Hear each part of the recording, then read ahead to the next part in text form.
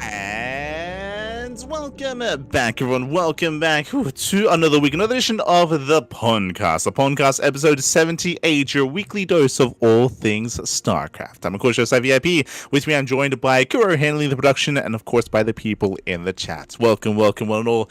We are back. We are back on track here when it comes to the weekly PondCast. Again, we did take a couple of weeks off due to the holidays and due to other IRL commitments, but now we are back on a regular weekly basis, and there's a lot to catch up on.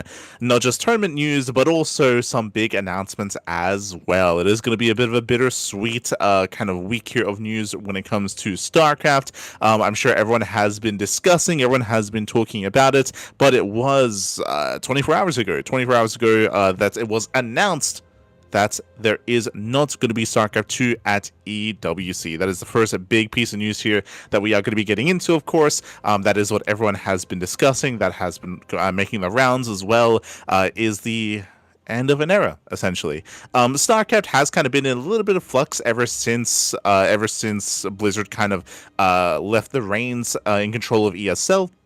We had some good years of ESL Pro Tour, of EPT, but over the past couple of years, the EPT did conclude, and we were kind of in flux here when it came to what the future of StarCraft would be and what tournaments would be even held. Last year, of course, took a long time for StarCraft to be announced at EWC, for example. Many people assumed that it just wouldn't be there, and we were fortunate enough to have that final EWC last year that we were able to enjoy, that we were able to embrace as well. A bit of a weird kind of amalgamation of a lead up to it with the GSLs, with Star Zagora, with the quote-unquote DreamHack at in the Americas at Dallas, which was a little bit awkward as well. Like, it was a little bit haphazard, but we ended up getting that final year of EWC. But with this news, we have confirmation that StarCraft will not be in EWC 2026. It is going to be a big blow here to the StarCraft scene, and I'll be honest, I feel like I'm kind of repeating myself in regard to the podcast that we had right after the announcement of EPT. If you remember, when the ESL Pro Tour was announced to be concluding, we had this big discussion, myself and Yaku, talking about the future of StarCraft, talking about grassroots StarCraft, the importance of community crowdfunding, the importance of big content creators coming together and running events, and potentially creating a circuit, and how important it would be for that kind of initiative to take place. Then EWC came around, was announced, StarCraft continued under the umbrella of EWC, and with that concluding, now it kind of goes back to that same discussion. Like, I feel like almost like a copy-paste could be done here, talking about where we, or how we have to move forward without the support of the Esports World Cup. Once again, to echo the sentiments from a couple of years ago, this does mean that most likely there are going to be some retirements. Once again, I will echo once again that this will be hitting the Korean scene a little bit harder. The reasoning for this is because a lot of the Koreans do solely rely upon team salary income and tournament earnings to sustain themselves. They're not really content creators. They don't, many of them, not all of them, shout to Shin, for example, who does make content, Ryung as well, for example. They've been transitioning into casting, into streaming, into making their own content themselves, but the majority of the Koreans do solely rely on salary and on earnings. And with that kind of going away, that is going to be, again, forcing some retirements and forcing some more part-time play out of, I want to say specifically the Korean scene. I say specifically the Koreans because a lot of the foreigners do actually, have their YouTube channels, stream, create content. I'm referring to players like Big Gabe, Lambo, Harsum as well, and other streamers, other content creators, Rainer, for example, who have ties with teams that are otherwise a little bit more passionate, that aren't necessarily reliant upon EWC. Basilisk and Shopify are a good example of that, where they're not reliant on the Esports World Cup. They're not like a Team Falcons or a Weibo Gaming or a Sentinels or one of these other, Team Vitality, some of these other bigger teams that the only reason why they signed these StarCraft players was because of the Esports World Cup, right? Because of that, 500k player bonus that they would get for each player that they would have on another EWC title. So because of that, a lot of these specifically EWC teams, like Sentinels, like Team Vitality, like Team Falcons, most likely Weibo Gaming. We already had the announcement, of course, that Shin left Weibo Gaming. That's a good indication of that. But they should be, most likely will be, parting ways with the StarCraft players that they did decide to pick up. So again, that is going to be a big blow, and It is a big shame. It is a kind of a big kind of like step moving forward for us when it comes to who will be continuing to compete and at what capacity, especially amongst the Korean player base, and also kind of how we pick ourselves up moving forward as well. Again, I'll have to echo what we said a couple of years ago about the importance of crowdfunding and running tournaments. We did see that in the past couple of years with RSL, for example, with the RSL, with Pigsty Festival, and with the Thermal 2v2 circuits. And I'm sure there are other examples, like our own Patreon and our own weeklies, for example, TKO with the Monday Night weeklies. Like, I will say that other organizations and other entities did step up and did actually start to fill in the void and start running their own tournaments. But now there's going to be a little bit more importance on us creating even more here. And there's a lot to discuss in regards to that, and also in regards to other big events on the horizon as well. Bearing in mind that we do have confirmation of Home Story Cup continuing, for example, Stars Agora still is going to be a thing. And based on the success of the SC for All tournament, I can see that continuing to take place as well on an annual basis. So there are certain key events that I can see continuing to run. Obviously, the prize pool of this pales in comparison to EWC, so there just is going to be less money in the scene for the players, so that is still going to be impacting that. And yeah, it's going to be a very important year for us. And again, I said the same thing when EBT was announced to be ending as well. But it's going to be a very, very important year for StarCraft in regards to how we're able to establish ourselves and how we're able to pick ourselves up and move forward in regards to StarCraft. Bearing in mind that I'm kind of taking that approach, there are other people that that are a little bit more, or that have been more doomer, and that's there's a little bit more finality to a couple of other creators or people in the scene. I think an example of that, and I don't necessarily mean to call them out, but I mean the writing was on the wall. Zumbergub, she has been stepping away from StarCraft a lot over the past year, and she made a video about it recently as well, which kind of confirmed at least my suspicions. Like, on the outside looking in, it was quite obvious to me at least that she was looking to get away from StarCraft. She did mention how, like, she's less enamored with the game, how she had already accepted that she was going to be leaving StarCraft a year ago, and she was surprised that it continued for another year. So it's like, oh, okay, sure, we'll keep going. And now that we have like confirmation, now she's looking to get into Deadlock. Like, she's been really enjoying Deadlock instead. Thankfully, we did get confirmation from Zommergub that she'll be still continuing the GLHF documentary and also running a StarCraft history podcast as well. So there is still going to be some content made there, but she did confirm that most likely she's not going to be casting. She's not going to be casting anywhere near as much, or if at all, or running tournaments or anything like that. That's really not the kind of role that Zombergub is going to be taking here. And there are a couple of others that I assume would be taking a similar route. Like, I'm thinking of DeMuslim, he would only really cast EWC, right? EWC would come around and then he'd step into cast for that. Kalaris is another bit of a weird one, where Kalaris, he would only ever host EWC, right? Like these big events, and outside of that wasn't really too involved. I have to eat my own words a little bit, because if you remember Kalaris, I was surprised when this happened. He did help support and sponsor the KSRC, the Kalaris Steadfast Ruddy Cup, if you remember, when that began before the Monday Night Weeklies. So there was still, like, I was surprised that Kalaris would kind of take that step. And recently Kalaris did actually make a post on Twitter talking about how he of course how StarCraft has been a big part of his life. He may not be casting, and he may not have casted StarCraft in years. Like, it's not really his job, it's not really the place where he is in the StarCraft scene anymore. But he even kind of dabbled in the idea of maybe casting again, maybe like casting replays or stepping into StarCraft in a different way. It'd be really interesting to see, just because, again, it's been, when was the last time Kalaris was a regular caster in StarCraft? What, back when Apollo was casting? Like, what?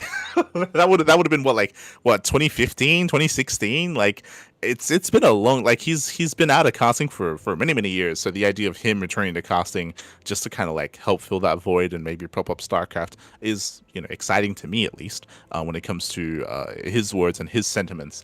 But discussing that and talking about moving forward here, I do think that it is going to be really important to start to collaborate. There is, and we mentioned this previously, this is a big issue in StarCraft. The biggest thing that has to be overcome, I feel, is collaboration. Zombergub did actually mention this in her video. She mentioned how compared to other esports, StarCraft's content creators and StarCraft casters don't really work together, and that's a big problem in StarCraft. It's a problem that I would say has to be solved. But it's true, right? Like, you have these big entities, you have these big content creators like Uthermal, like Hearthstone, like Loco, like Winter, for example, Pig. They all do their own thing. They're all solo casters. They all have their own communities. They make their own content. They don't really work together though, and there's so much potential, and this is what we were saying years ago, there's so much potential if there were a way to have them kind of work together. I think an example and proof of concept of that is Uthermal's 2v2 circuit, right? His 2v2 circuit, it's a little bit more niche, it's not 1v1, but he started running it, and how big is his match arena? Like 60,000? Like, for those who don't know, Uthermal, he started up his 2v2 circuit last month in January, or this month in January, and he's been crowdfunding for it, and he himself, with his audience, with a niche area of StarCraft of 2v2, so far his match arena for this season of the 2v2 circuit, for this year, I guess, is $61,000, almost $62,000. Like, that is insane support. Like, that is huge, and that is only one, again, creator working on that. Like, imagine if he would have, and he's one of the smaller ones. Like, he's big. He obviously is able to make his own living when it comes to working on StarCraft and making YouTube videos. But Loco is bigger than Uthermal, right? Winter is bigger as well.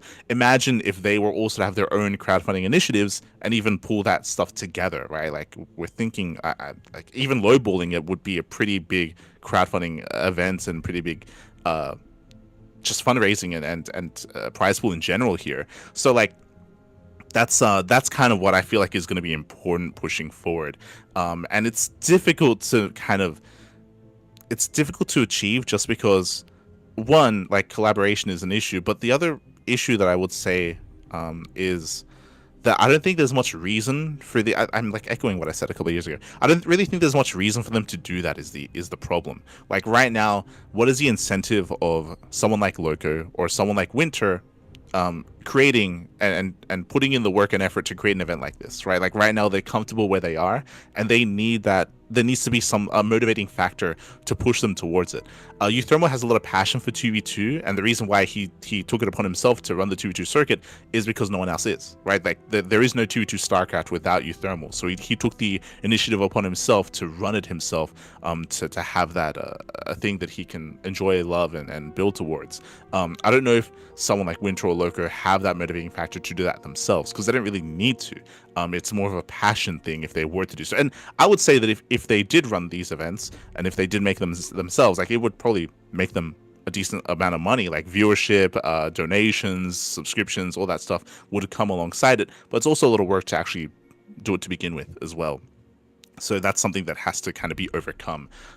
It's difficult because, in my mind, I was thinking of how to even run an event like that, because the problem with even with something like the Uthermal event or the Pigsty Festival, for example, which is also a really successful crowdfunding initiative, is that because they're branded and run by singular entities, like, they have full monopoly on, like, covering it and casting it, right? Like, Pig, he's the face of Pigsty Festival, he can cast it however he wants. If he were to share that role with another creator, then it's like, ooh, do we have like 2, 3, 4 streams casting the finals at once? Do we try to have them co-stream together to cover the finals? A lot of these guys are solo commentators. A lot of these guys don't do as well, even sometimes, or like chemistry has to be built up for a cast to work well with people that haven't casted together before. So that's also another potential issue that has to be kind of resolved, is that, okay, in a future scenario where we're able to get like Loco, Winter, and Pig on board, for example, to like run an event, I'm sure they would all want to cast the finals, and you know, if they all cast it individually and stream it individually, then they're splitting viewership amongst 3 of them, which is less than ideal. If we try to have them cast together, what if the casting is subpar because they're not used to casting together, and then that like impacts the quality of the finals, the quality of the event as well. On top of that, Winter is America, Loco is Europe, Pig is Australia, 3 different time zones, trying to trying to schedule and organize like a good time for a tournament to have them all be satisfied with it as well. Like that's like something that's another kind of like a problem that has to be solved when trying to construct something like this. And this is kind of like what's been going through my mind ever since like the announcement of EWC, is trying to make a collaboration like that work and try to satisfy all those bigger entities involved as well, because they're kind of putting a little bit more at risk when making something like this. That's the other issue as well, is that I spoke about motivation. A lot of these guys I feel like probably would put their weight behind an event, but they probably wouldn't run it themselves. They need someone else to do it. And I mean, an example of that is I don't want to prop up ourselves too much, but like when it comes to Thermal Studio Circuit, we run it. Myself, Kuro, there's Kerwin as well, who's another admin, but for the most part, like we help run, we help organize. But the only reason why that's happened is because Uthermal approached us. And what I mean by that is that it feels weird as a smaller entity to approach a larger one and to propose a big tournament and a big endeavor like this. It feels like a little bit out of place, or it's not our place to do that, especially because again, we're asking a lot of the creator of the larger entity, and it just, that dynamic feels weird, especially if we're not close on a personal basis.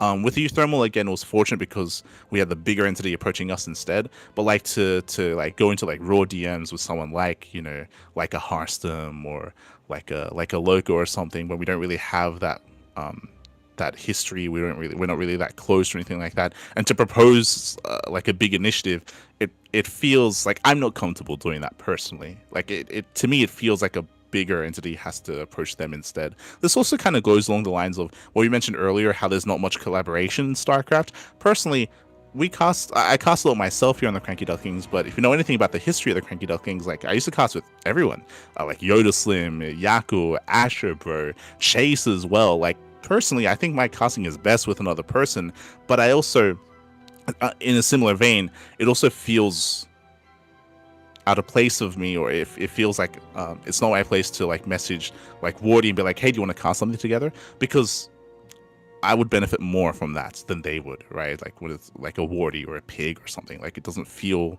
right. It doesn't feel it feels rude to do something like that, you know, like it's kind of weird.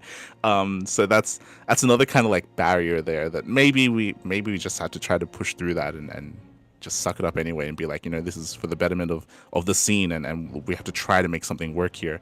There are other entities and there are other groups that are looking to do that as well. We'll get into that, but yeah, there's a lot of weird interplay there that has to be navigated behind the scenes in regards to something like this.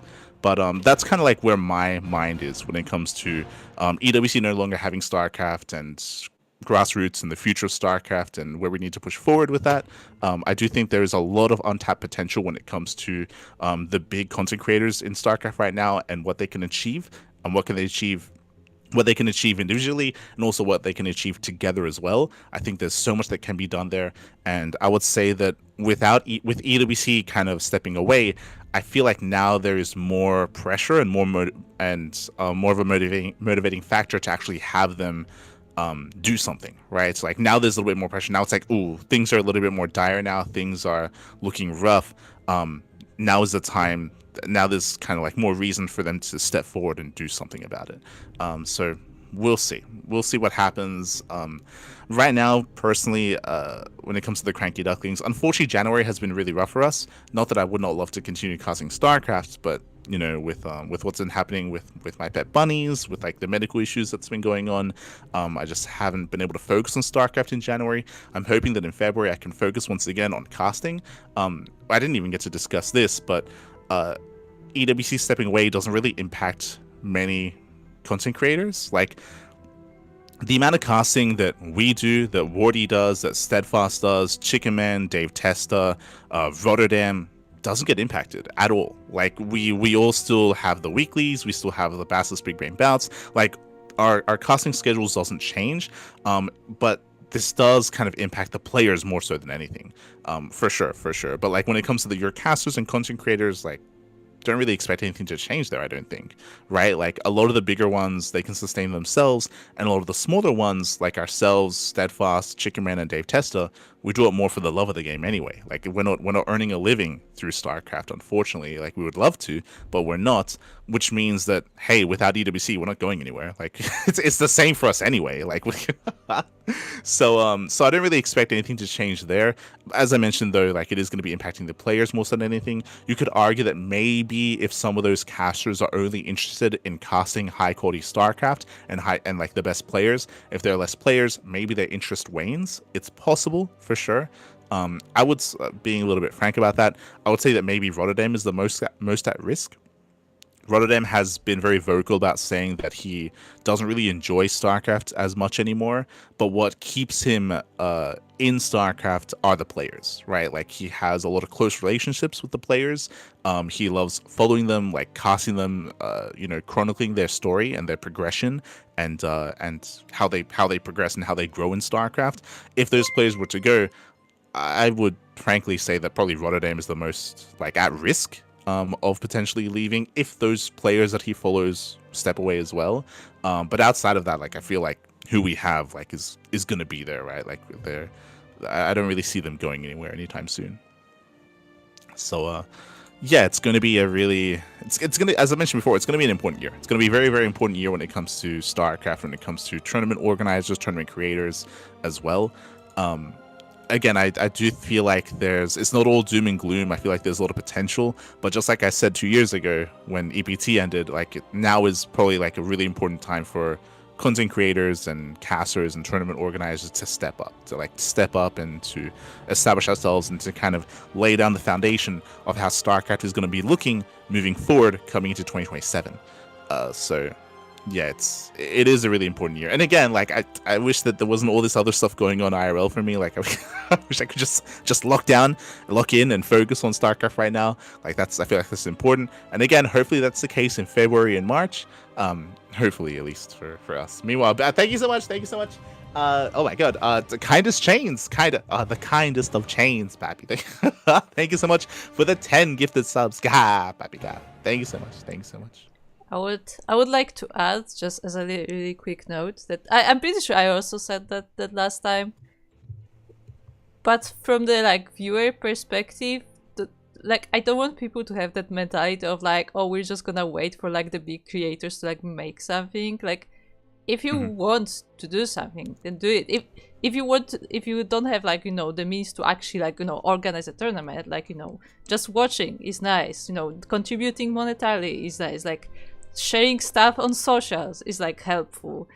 I do like if you have like time to spare and you're like willing to actually like take part, like you can maybe ask some tournament organizer, like maybe they need like someone to do their socials or someone to like help them admin and stuff. Like there's always something that you can do that doesn't like require like making a big event or something that can contribute. So like I don't want people to have that mentality of like, oh, we're just gonna like sit and wait for like what the big content creators do, because like the small people can also like have an impact. Yeah, I think right now the time for waiting, like there's no time for that. Like this, like right now, like the time for action is here. I think maybe the best example of that, and again, it's like a grander example. Two people come to mind. One is Some Drunk Canadian, where Some Drunk Canadian, he was purely a StarCraft fan, but he reached out to Alpha SC2, to Alpha X, sorry. Reached out to Alpha X and he was able to push forward and fund events, even started casting a little bit himself and sponsor tournaments. Dave Testa is another example. I mean, I say Dave Testa, like I'd say all the smaller ones, right? Ourselves, Steadfast, Dave Testa, Chicken Man, a lot of us, as I mentioned before, don't necessarily do this to earn a living, but the passion is there, and we're all willing to like put our own money on the line and host our own tournaments as well and try to make something of it. Dave recently sponsoring the OSC challenger brackets, for example, right? Like these brackets wouldn't exist without Dave stepping forward. Another big example of that, and again, it's like a grander example, is SE for All, right? SE for All, the StarCraft historian. Like he decided to. He was like, hey, NA StarCraft is struggling right now. I want to make something. I want to make our own home story cup essentially for StarCraft. Let's do something greater than just cheese. Let's use the infrastructure of Cheesedelphia to make something greater. And he was able to host a tournament with Brood War, SE2, and StarCraft 64 all in one. And from my understanding, obviously from his own money, like there were no major sponsors for that. And I believe that he plans on continuing that on an annual basis, at least. Like I feel like the passion is definitely there, and that something like that will continue. And again, like he kind of stepped in and made that his own. So big shout out to the SC historian for doing that. I just want to make sure that it's not like, oh, I don't have the money, so like I can't have an impact because I don't have the money, but because that's not true. Like you can always like help with logistics, you can help to just spread the word so more people know about it. Like there are a lot of little things that anybody can do. And I always give that example that like my whole like adventure in contributing to esports started from tweeting about matches in Pro League because nobody was doing it. Like literally that's enough to already like help. If you like, make a post on social, hey, like this tournament is happening. There's always a chance that like 1-2 more people see it that otherwise wouldn't. So like even those small contributions matter. That's how we started, right? Even smaller than that, maybe is updating Wikipedia brackets, right? Updating Wikipedia brackets on a regular basis, going like as you said, posting tournament results on social media, posting on Reddit is the easy one that no one does. I think Zombiegubs even complained about this before, but very often, like I would watch like a GLHF interview. I'd wait like a day, like intentionally check Reddit. No one's posted it. It's like okay, I guess I guess I'll post it. But like that's an example of people notoriously not necessarily spreading content, which doesn't necessarily take as much effort. And it's a good way to kind of like spread the word and have people get more eyes on something, whether it's a video, whether it's a tournament, whether it's certain results that you want people to take greater note of as well. I think we did the same thing with the SC2 birthdays account, right? Like, unfortunately nowadays we don't really have the time to update it as often as we did, but like on Twitter there's an SC2 birthdays account that we did run for many years, like basically just ourselves, just like manually scheduling like every single month, like the birthdays of all the players, that sort of thing. Every little bit does help and it has its own impact.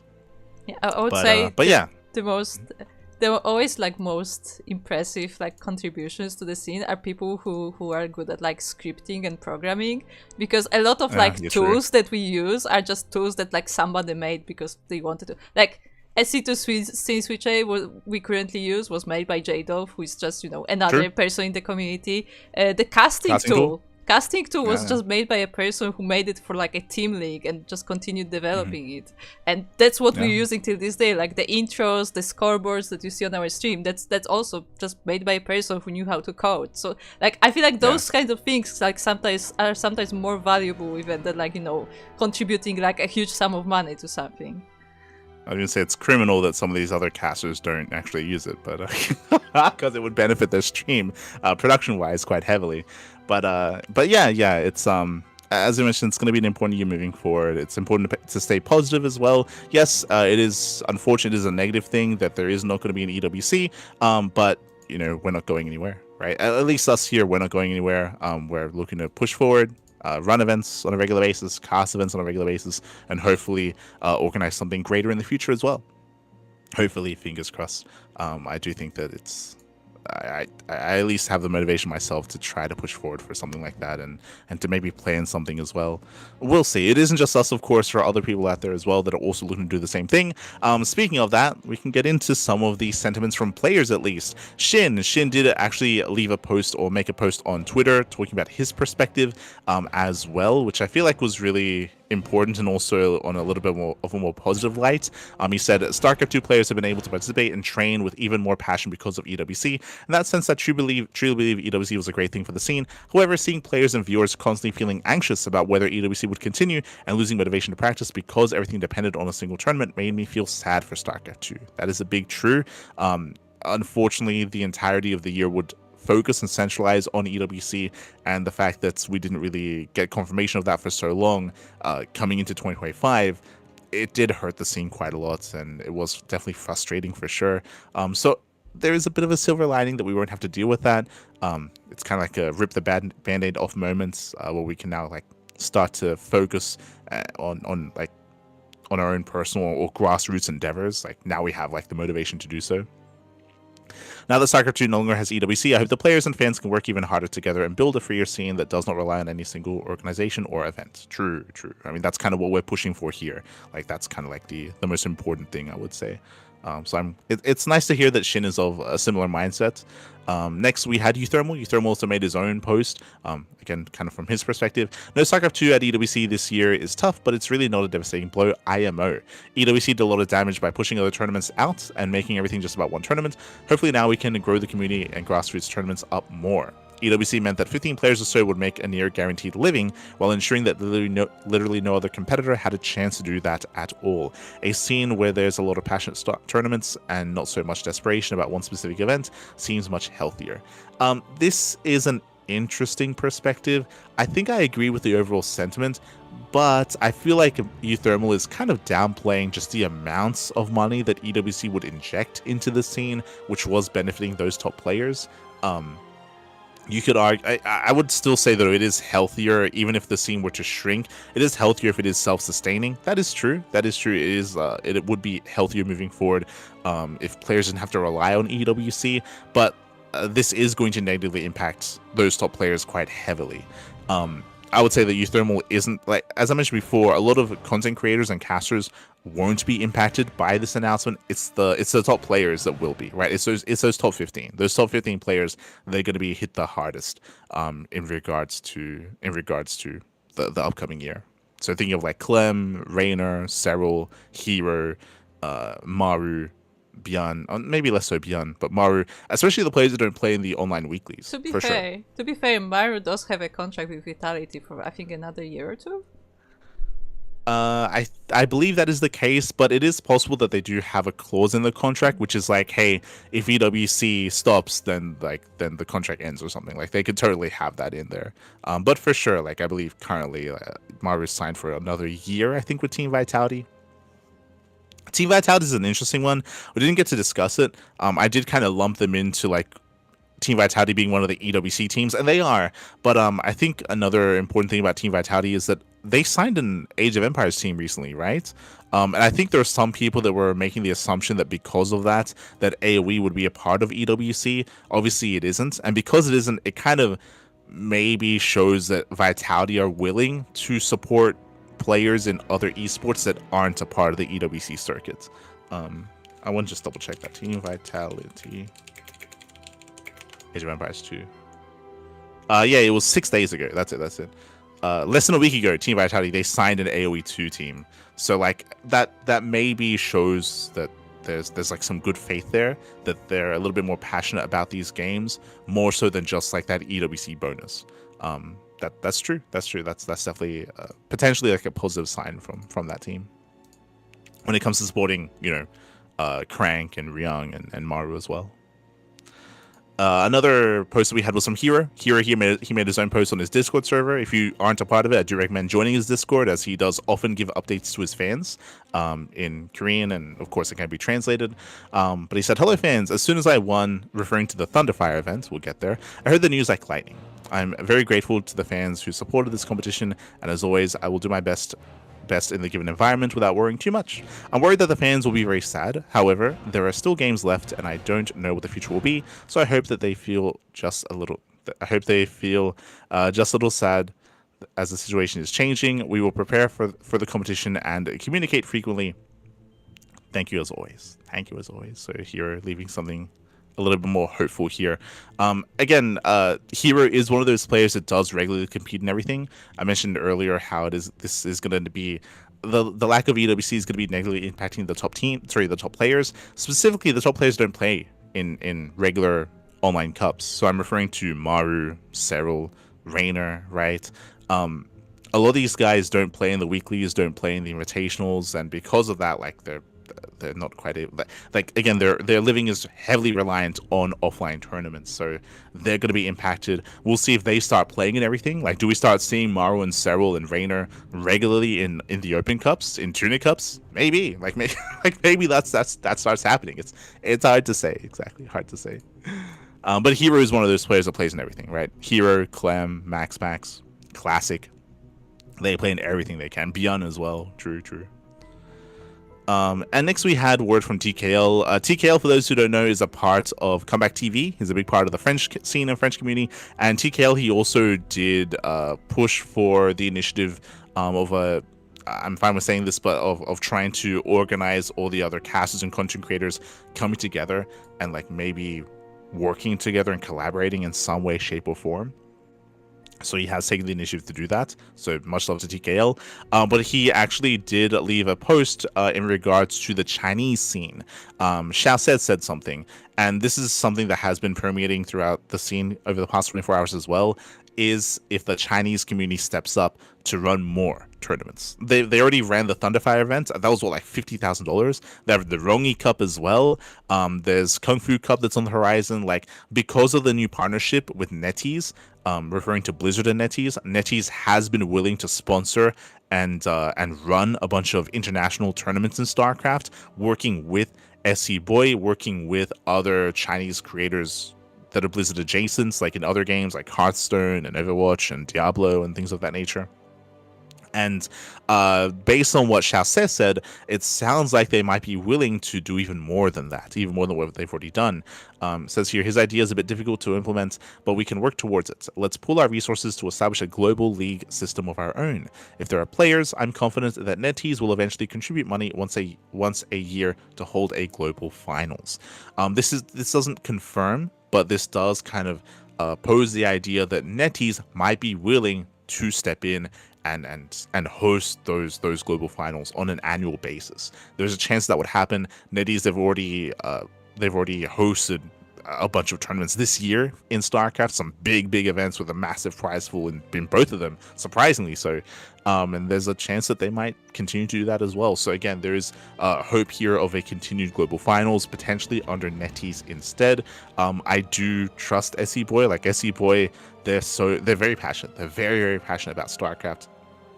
They've been doing everything they can to keep StarCraft's relevance and to keep it going and to push it even harder in the Chinese scene. The Chinese scene is something that we do talk about quite a bit here on the podcast, just because there are so many Chinese tournaments, not just in regards to this big major events, but even smaller team leagues, Code A team leagues, like collegiate StarCraft as well. Like, there's a lot of grassroots. That I would say the best example of grassroots StarCraft right now is in China. Like, there's just so many tournaments for every kind of level and from some different teams and some different entities for Chinese players. And it's looking like probably the healthiest in any other region right now. So the idea of NetEase stepping up, there's a chance that could be another factor as well. I guess I was a little bit vague about what other foreign content creators could contribute when it comes to running their own league, running their own tournaments. In my mind, that was all going to be online. I don't know if they could necessarily create a replacement for the global finals. That was not my intention, but the idea of them working concurrently or congruently with NetEase, with them having a global finals instead, like, that sounds really interesting to me. Like, the idea of us being able to crowdfund seasonal events or regionals leading into a global finals that is otherwise organized and sponsored by NetEase and SC Boy. Like, there's definitely potential there for sure. Definitely potential. I want to say Pig and Pig here, he also made a video regarding this. Pig's video talking about EWC was a little bit different. I think he spoke a little bit more about like where money comes from and big sponsors and big companies and how they typically just like fund money into running these events and how it's maybe not the most sustainable.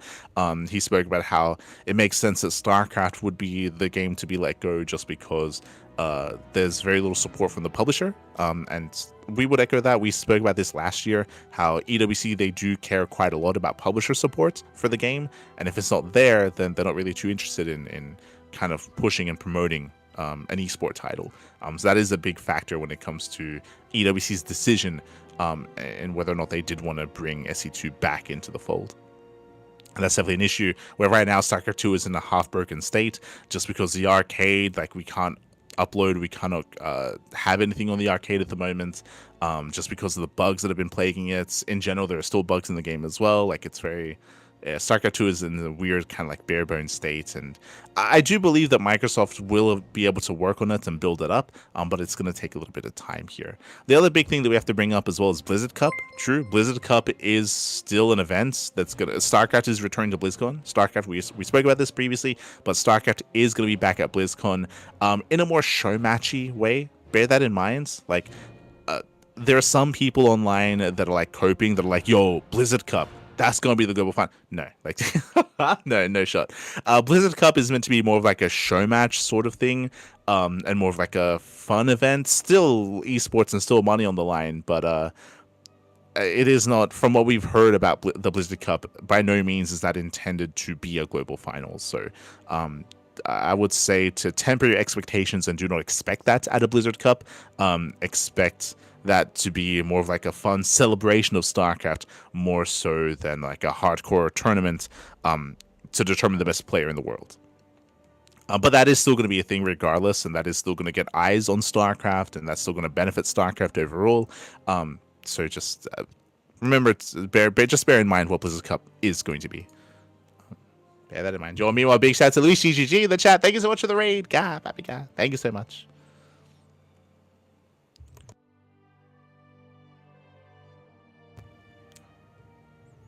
Cyril on a weekly. True.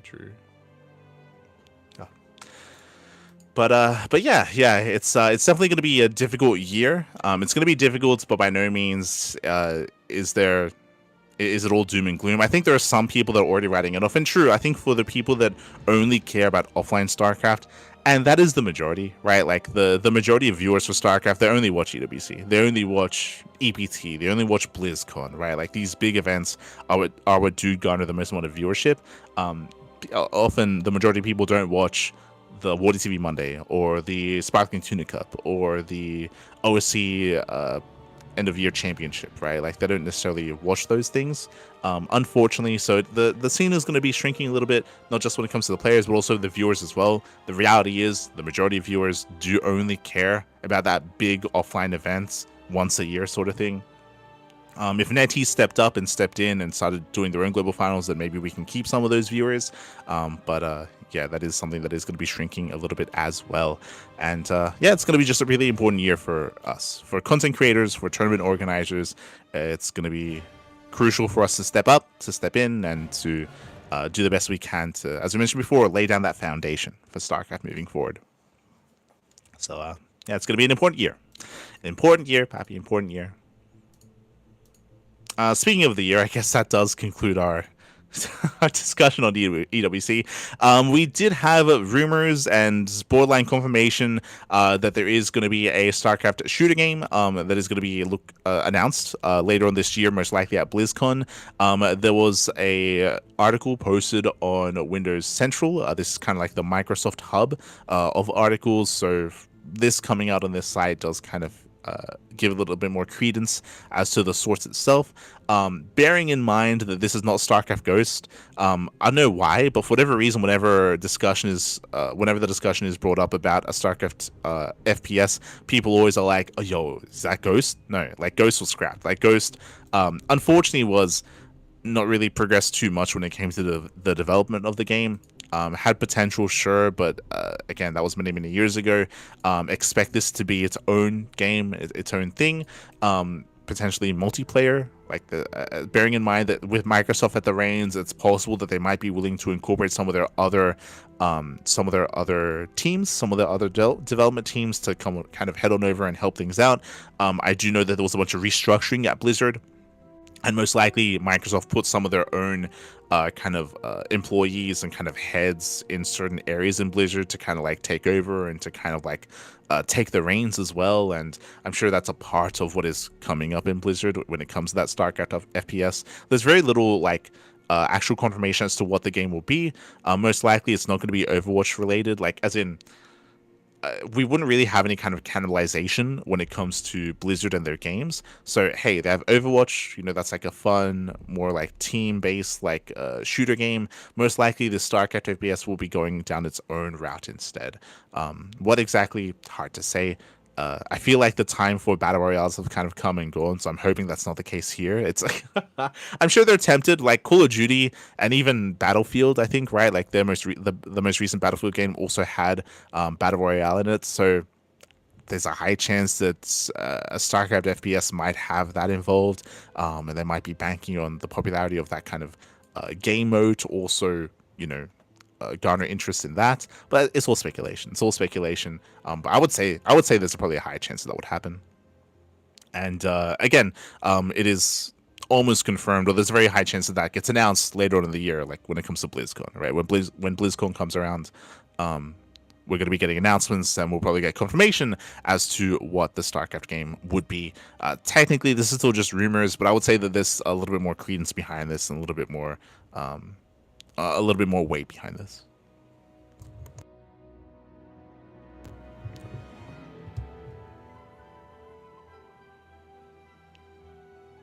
Have to breathe, everyone. True, true.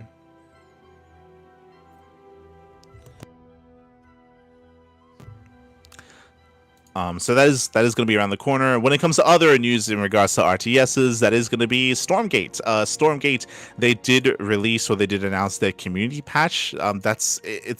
Stormgate's been in a really weird place, unfortunately. And as far as I'm aware, with people that have been testing and implementing this, one, it's really cool that they've done this. It's a bit of a shame that the community around Stormgate had to step in and implement these changes themselves when it comes to making maps and propose balance changes as well.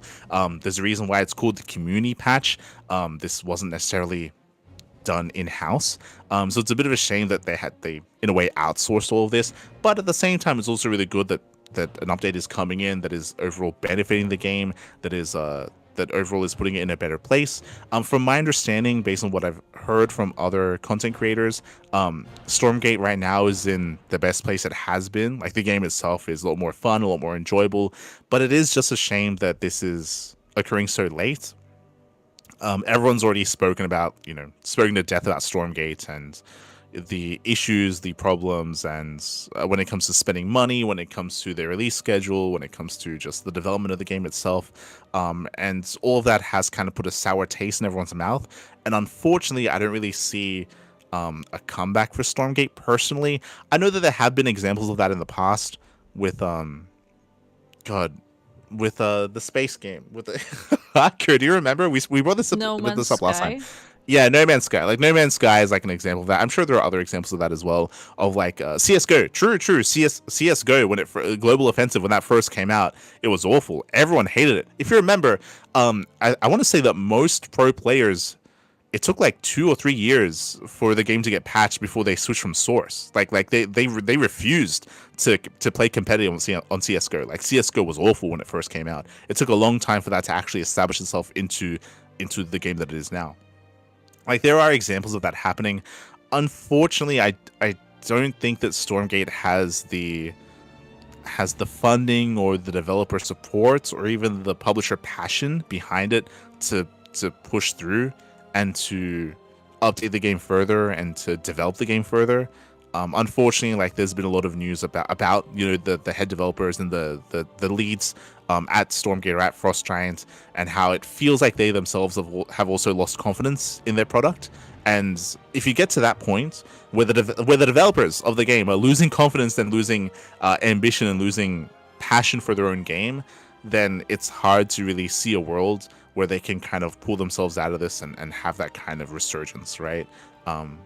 That's the opposite when it comes to CS:GO or No Man's Sky, where they did keep working on those games and they did keep updating them eventually to bring it towards a more quality standard.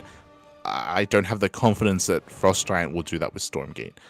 Maybe I'm wrong, and I hope that I'm wrong, but it doesn't feel like that's there, unfortunately.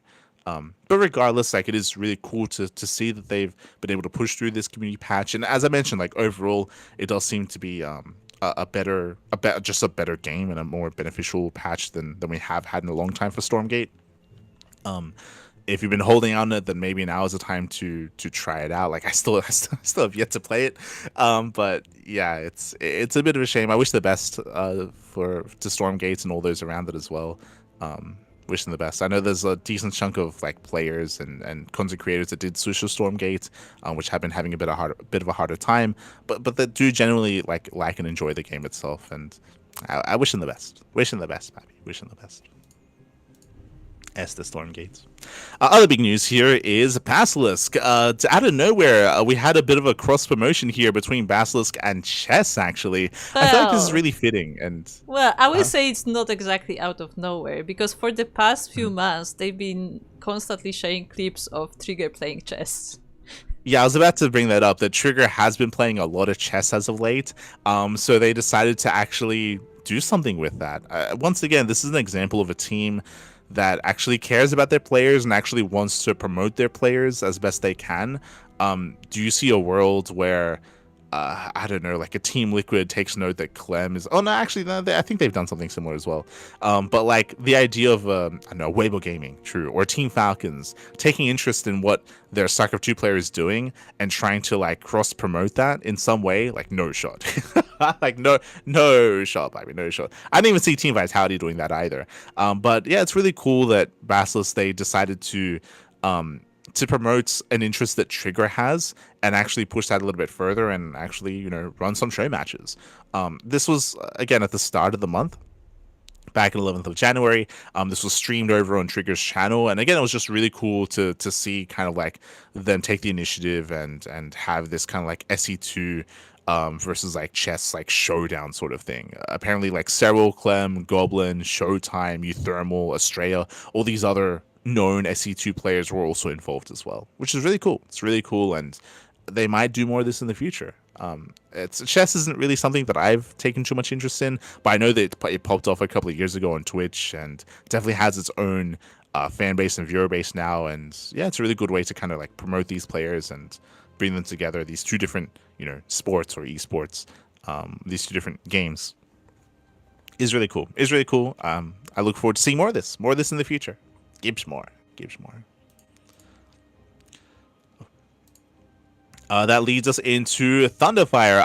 I did see earlier, if you have not watched the event and if you don't want spoilers, then stay away because we're going to be covering the tournament results. Unfortunately, we have yet to cast this. If you remember, we only casted day 1. I do intend to cast day 2, and usually we do hold off on talking about these tournaments until we cast them ourselves. But because I've been so unavailable as of late, it'll be a couple of weeks before we cast it here on the CranKy Ducklings. So just bear that in mind. If you're out there, if you maybe yourself are like, oh, you know, the CranKy Ducklings, they didn't cast it yet, I'll wait for that. Again, it'll probably be like in February, unfortunately. Like our schedule is packed in a sense, but also we just don't have as much time to cast right now, just because of other IRL things that have been going on, specifically this month in January. So hopefully that clears up in February and we're able to catch up on Thunderfire and on Rongi Cup as well. But here we go, we have our results. We already kind of briefly mentioned this when it came to Heroes Post. He alluded to this as well. This was a massive tournament. Again, this was a, what, 50,000? Yeah, 50,000 USD dollar prize pool run by NetEase. For those who don't know, the Thunderfire tournament, this did take place last weekend, and it was a big celebration of the return of the Chinese server.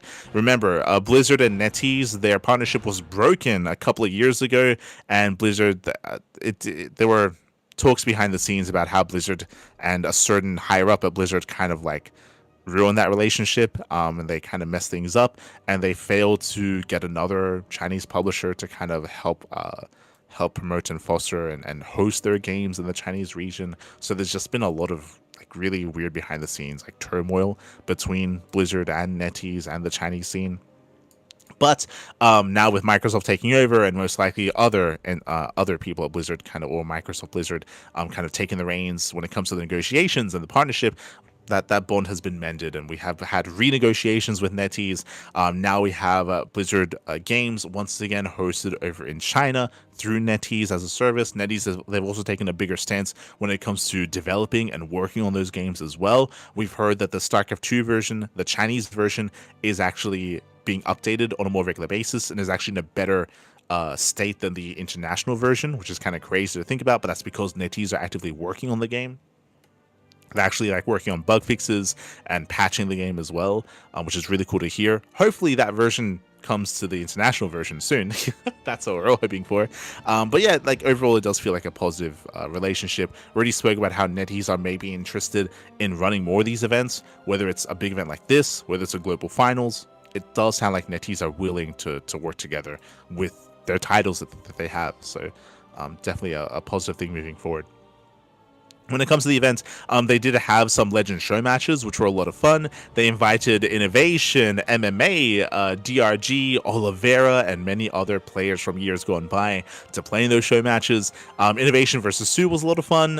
What I will say is that temper your expectations, because a lot of these games, it was very clear that they were rough around the edges, that the players were rusty. It was like Innovation, SOS, Scarlet, Sue, DRG, MMA, Rogue, Oliveira. Like they did look rough around the edges, but it was a lot more fun than anything, right? It was less serious. That's why it's a show match. Unfortunately, it was only best of threes, so we didn't really get to see too much of those players, but really fun to see nonetheless. I want to add a fun fact, because that's something that Wax Angel posted on X, on Twitter, that apparently after Innovation, after winning, he made the same pose that his brother Gumayusi does when he wins in League of Legends. So he like directly referenced his brother. It's pretty funny. For sure. See in the chat, do I miss Oliveira's comeback? Kind of. As we mentioned, just to reiterate once again, this is not the return of these players. So you see MMA, Innovation, Sue, Oliveira, DRG. This is not their return to competitive play. They were just here for a show match, for a Legend show match. Again, to celebrate the return of the Chinese server. This was a big celebration, massive prize pool, and these are like old legends of the game that were invited to help celebrate the game. The players got interviewed as well, which was really fun. So we got to hear their thoughts about, StarCraft and everything else going on. Unfortunately, there were no translations. So if we had any Korean or Chinese translators out there, would love to hear from them to be able to confirm as to what was being said, but some fun show matches nonetheless. Meanwhile, the main event here, we had the best players in the world. We had several Hero, Cure, Solar, Classic, Clem, Raynor, and Maru, fitting for a $50,000 prize pool tournament, but these are straight up the best Terran, Zerg, and Protoss players in the world. You do not get better than this. You're not missing anyone. Like, these are the top Zergs, Terran, and Protoss. It was a crazy event. A Hero popped off. He 3-0'd Serral in the first round, which was crazy, by the way. Very strong showing out of Hero. We had Solar taking down Cure 3-0. We had Clem taking down Classic 3-1, and Raynor took down Maru 3-2. That led us into the semifinals. Hero took down Solar, Raynor barely took down Clem, and then we had a banger finals between Hero and Raynor, where they went all the way to the ace match. Hero barely clutching it out 4-3 over Raynor. GG, well played. A big win there for Hero. Again, Hero flexing his PvZ. Fun fact, Hero, he played nothing but Zerg, Solar, Serral, and Raynor. Purely PvZ from Hero. Did play well. I mean, again, you can argue that he has some of the best PvT as well, so it would have been fun to have seen him against Clem, but I would say there was a higher chance that Clem defeats Hero there in that series, but regardless, Hero does take down Raynor in those finals. Raynor also popped off. Like, he did so well here, defeating Maru and Clem purely in ZBT, taking them down. I feel like for some reason a lot of people do give Raynor a bit of a harder time because he does stream a lot of League of Legends, but the reality is that Raynor, he is in form. He's playing at his best right now, even in previous tournaments like RSL. Even though Raynor didn't win RSL, he still played his mind out, and yeah, GG, well played. Hero takes down Raynor 4-3. Congratulations to Hero. Shout out to Raynor. As there were a lot of little kind of tidbits surrounding the Thunderfire event as well. It was really cool to see these gift bags. I'm sure they were given to the players. They were like embroidered like Carbots, Zerglings, like Terran Marines, and Protoss Charge lots as well. It was really cool to see that these kind of like personalized gifts given to the players, and I'm sure to the Legend players as well. So really cool, really exciting, and again, it's still an event that we have to cover ourselves. We'll cast it eventually. We'll get around to it. But again, in the coming weeks. Meanwhile, that leads us into the Home Story Cup 28 invites. We did mention this at the beginning of the broadcast, but a HSC Home Story Cup is, of course, confirmed.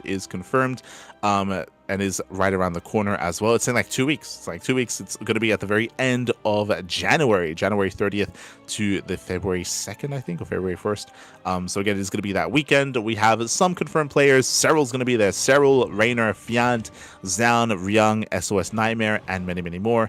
No surprises here when it comes to the Koreans. If you remember, they typically do prefer to invite teams and players, players that have teams that subsidize flight costs. So SOS and Nightmare, they're on Team Streamer Zone, and Streamer Zone they do have travel support. And then we have Zhao and Ryung from Team Vitality, who also have some travel support as well. So this is kind of expected. Basically, the two teams that help pay for flights are the like players that are being invited. So that's these are kind of the players. I mean, it was the same last year, right? For Homestory Cup 27, same thing, where these players were also invited because their teams do help with that sort of thing, funding wise. So it's going to be cool to see Zhao, Ryung, SOS, and Nightmare there, and of course, still more players to come. We then had news regarding Stellarfest. Stellarfest, of course, was another big event that did take place in Canada not too long ago. It was an interesting event, and it was a big endeavor by Ursa TV. Ursasaurus, if you remember, he did used to sponsor the Pixar Cups, the Stegosaurus Cups. Or they actually used to be called Ursasaurus, but he did used to fund those, and of course did take the initiative to run StarCraft in Canada as well. And he had a decent amount of international representation traveling to Canada to compete in that tournament, and we had a very brief announcement here from him saying that for now at least they plan on hosting Stellarfest on an annual basis for the next couple of years until 2029. I would expect something similar out of SC for All, to be honest. Like Stellarfest, SC for All, Home Story Cup. I would say there's a lot of these tournaments that are going to be continuing to be run on an annual basis. In my mind, at least. So I guess we just have confirmation on paper, quote unquote, that is going to be the case. So really cool to hear. Again, that is an offline LAN event happening in Canada. Meanwhile, we have Mapu. Mapu, he recently did announce that Mapu and Artosis are looking for sponsors for an SC2 project. I would imagine that it's going to be a tournament. We'll see. It's a little bit weird to see them kind of peeling off and doing their own thing. Bearing in mind that Artosis is not a part of RSL, for example. Like, I think a lot of people keep asking about that, and RSL is separate from Artosis. That's Tasteless, Gemini, and State, and Ziggy. They do their own thing, and it sounds like Mapu and Artosis are looking to do their own event as well, potentially. Obviously, they're leaving it vague. They said SC2 project, so maybe it's not a tournament, maybe it's something different. It would be exciting if they did have a little bit more creativity into what the event would be, and that it wouldn't just be a tournament itself. But because they're looking for a sponsor, yeah, we'll see what happens. Like, I would argue that especially Artosis could create his own crowdfunding initiative and could probably host his own event that way as well, but we'll see. Actually, maybe not. I was gonna say, because they specifically say project and not tournament, I would think it may be more like an invitational or a show match, if anything. Maybe. What I was about to say, I was gonna eat my own words, because I was like, I think Artosis could probably like crowdfund something like that instead. But at the same time, I'm also familiar that right now in 2026 and 2025 as well, I feel like a lot of Artosis's support and a lot of his viewers and a lot of his hardcore fans are Brood War related, right? Like he's made a big shift away from StarCraft and into Brood War, to the point where, if you remember, like I said when we were co-streaming EWC, it was fascinating to see this kind of interaction. It was the same during RSL actually. If you watched and listened to what Artosis was saying during RSL and during EWC, it was this weird shift in dynamic where Tasteless was the informed one. Like we had to really, like, I feel like historically Artosis was like the brains and like Tasteless was the brawn, where Tasteless, he was like the color commentator and Artosis was more analytical. But we vocalized this at the time, but if you listen to them at EWC and if you listen to them at RSL, there was a switch that happened because Artosis doesn't watch much StarCraft, much StarCraft 2 specifically, where Tasteless was actually correcting Artosis when it came to builds, when it came to player standings, when it comes to player form as well. Just because Tasis at least was casting RSL on a regular basis, so he was actually coming in like with better informed and more engrossed than Artosis which was crazy.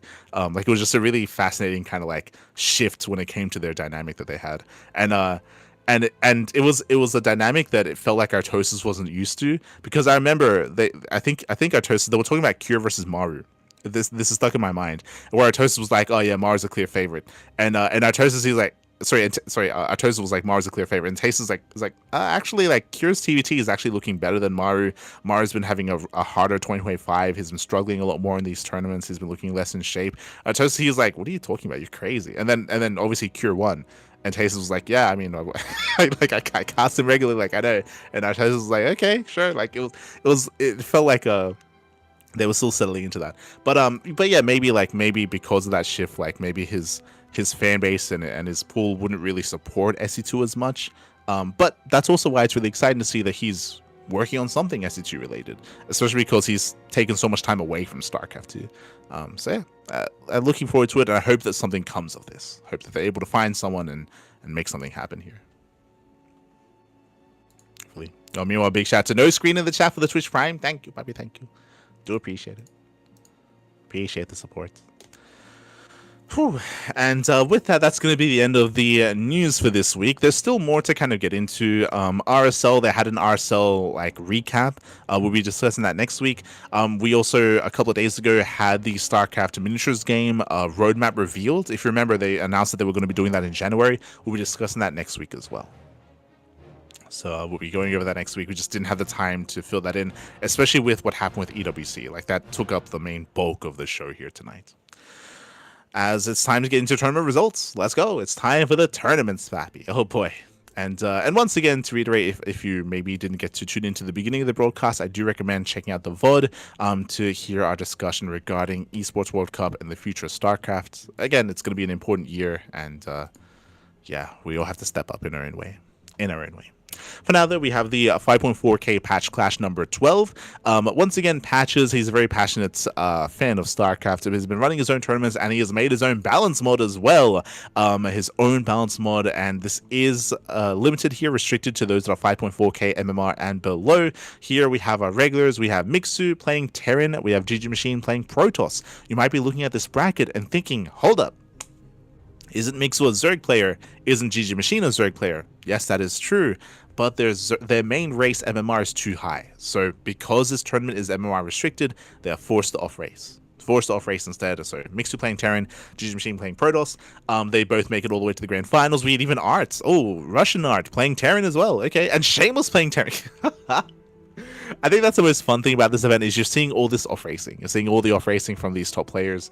In the end, it was a finals between Mixu and GG Machine. It went all the way to the ace match, and Mixu did take down GG Machine 2-1 with his Terran against GG Machine's Protoss. GG, well played. Shout out to Mixu for claiming the win here. Again, his Terran is pretty good. If you remember, Mixu also played Terran in the Finnish tournament, and I believe he also won that event as well, playing Terran. So Mixu's Terran is terrifying. Congratulations. And again, it's a really interesting, really fun kind of mod. It's very overwhelming. There's so many changes. I would say too many. There's so many like upgrades and adjustments to all these units, and casting the mod is like, whenever I cast this mod, whenever I cast these tournaments, I need to have a different tab open on. Like a different tab open with the patch notes, and I'm like constantly, whenever I see a unit or I see an upgrade, bam, I quickly scroll down and I quickly like F search, and I'm looking to see what's going on and what changes have been made, just because there's just so much to take in, so much. But really cool, really fun. Congratulations to Mixu. That leads us into our amateur events this week. We have the Amateur League Weekly Tournament number 147. Again, there's no prize pool for these tournaments, but you do play for points instead. Points leading into an end-of-season event with a prize pool. And these tournaments are split by MMR. Up first, we had the Initiate event for those that are between the leagues of Bronze and Platinum. Here we had Checo TV, who has become a regular, making it to the finals, but he does actually fall in the rematch. Lucid. Lucid Shadow takes down Checo TV 3-1 in that best of 5 finals. Congratulations on the comeback on that rematch. Congratulations to Lucid Shadow, a player that I'm very unfamiliar with. I don't think I've seen him compete before. GG. GG, well played. Again, this is for players between the leagues of Bronze and Platinum. Up next, we have the Veteran Edition for those between the leagues of Diamond 3 and Diamond 2. Here we have some regulars that we are familiar with. We have Pretty Fly. Pretty Fly, he takes down Cyril 2-1 and does go up against Barks in the finals. That is a player that I've not seen before. Barks looks like he went down early on. Sorry, it looks like there was maybe a walkover win in the first round. He was unavailable, then he came back, he won all the best of ones, then he won the finals 3-0 against Pretty Fly. So big win there for Barks, very impressive. And again, a player that I haven't seen before, and we'll see if they become a regular in the future. Up next, we have the Prestige Edition. This is for Diamond 1 to Masters 2. So this is a little bit of a more popular bracket, a more populated bracket even, so a much bigger bracket, double elimination. Here we had Miss Crimson. Miss Crimson takes down Beast 2-1, Meg Jr. 2-1, and Steez 2-0 as well, and takes down Blade of Fire 3-0. I would say interesting. From my understanding, I believe Miss Crimson had a higher MMR and was around M1.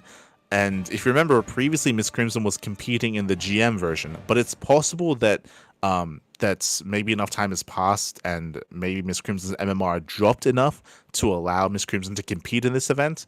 I guess so. But yeah, if I remember correctly, Miss Crimson previously was competing in the GM version, but now does pop off here. Does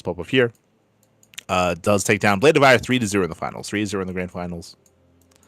I trust that the organizers of this event would like look into their MMR and look into whether or not they can compete. I would hope so. But congratulations to Miss Crimson. My condolences to Blade of Fire, but again, did make it to the finals. Did make it to the grand finals. That leads us into the Elite/GM version, where we had Azura over Sexy Fox 3-1.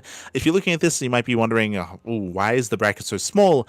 It's because there's no prize pool, right? Because there's no prize money here, it's very rare to see pro players compete in this tournament, so a lot of the pros do avoid competing in this version of the Amateur League Weekly. But congratulations to Azura. Congratulations, gets the win. Italian Protoss. That leads us into the Little Max StarCraft 2 League Season 14. Do we have a new season? I feel like we wrapped up the Little Max season not too long ago, and if I remember correctly, I believe Little Mac, he's one of those creators and tournament organizers that did go pretty deep into Stormgate. Like Little Mac, when Stormgate was coming out, like he did make a big switch and was hosting and running a lot on Stormgate. Yeah, it looks like we have a new league, a new season. It looks like this is meant to be running the entire year here, and we have a massive group stage. We have group stage 1, group stage 2, playoffs as well. Again, this is going to be running the entire year. This is MMR restricted. This is for those that are below 4.5k MMR, so this is a more amateur event. It is more MMR restricted, and we have a lot of regulars here. I see Medic Jr., I see Steez, I see Sugarcoat II, Neo as well. This is the Costa Rican Neo, not the Peruvian Neo, or the other Peruvian Neo, or the other Peruvian Neo. We have Beast, Dizzy Dwarf, Iberi, Legoland Man. Jesus, Group C is stacked. Oh my god, Group C is insane. We have Kaiboy, we have Hunted Swarm, Blade of Fire, Havertz as well. Group D also stacked. We have Wise Man, Fireclaw, Winter Defiance. We have Chocolates. Hey, Chocolate, our Singaporean boy, papi. Haroku as well, Milka, Boreal, Roselia, Frogos, Xenodactyl, Zigger, Set, Angrath. Fun fact. Like, I want to say 70, if not 80% of these players, like, have played in our tournaments. Like, we, like around 80% of these players, I recognize. So, really cool to see the amateur scene come together and compete in this event. There are some players that I'm unfamiliar with, like Violin. Like, I don't know Violin in Group B, or Nox in Group B, or Alexei Stukov in Group A. Or Madman in Group A. So there are a couple of players here and there that I'm not familiar with, but they're few and far between. It's going to be a fun event. It's going to be a very fun event. Best of luck to all the players involved. Do you have a link of streamers of this little league? You mean the Little Mac League? It's streamed by Little Mac. It's a hold on. Here you go. But yeah, Little Mac, this is his event. He does Runner, he does Cast It. So do check it out over on his own channel. Little Mac. He's a great guy, Meanwhile, that leads us into the chat Star League number 43. Looks like this event did conclude. It was a one-day event, $6 prize pool. There's also Oh, wait, sorry, Little Mac season 11? Master League. Ah, okay. We have the Little Mac Master League as well. Oh, okay. Interesting. Why is the... branding, people, branding. Fun fact, the Little Mac StarCraft 2 League that doesn't have any kind of subtitle is MMR restricted to 4.5k. The Master League is restricted to 5.4k. So technically the Master League is for better players. And the regular league is for lower players. It should be the other way around, because I feel like Master also insinuates Master League as well, not Grandmaster. So, if anything, this should be the Grandmaster League, right? Like, God damn it, branding. What even is it? What even is it? But yes, Little Mac is hosting the Master League, which is for GMs, which is for higher MMR players. I was gonna say we want to say with Masters One Open. It's for Masters, yeah. For Master players. It is for Masters. I mean, this is also for Masters. Yeah. No, this is for GMs. Look.